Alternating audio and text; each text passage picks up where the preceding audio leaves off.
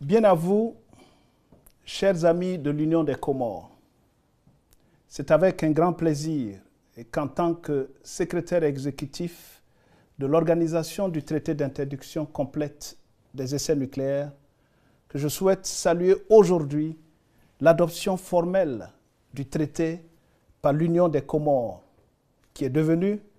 le 19 février 2021,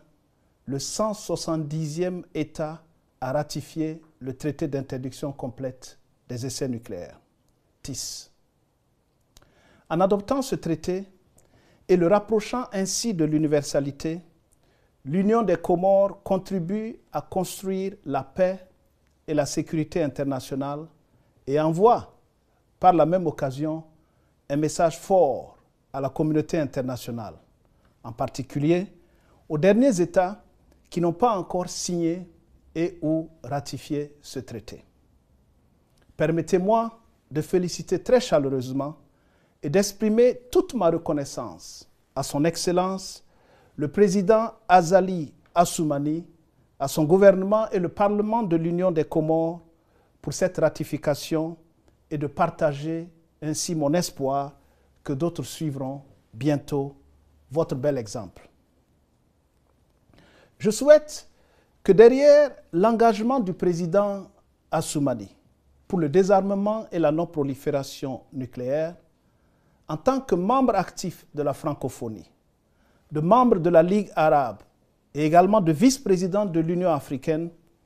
que l'Union des Comores puisse continuer à amplifier son rôle de porte-voix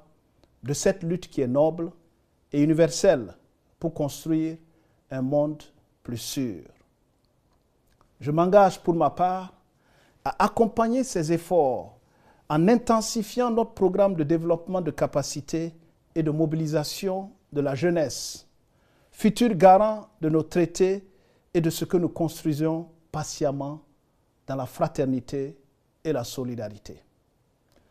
Lors de mon entretien avec le ministre des Affaires étrangères,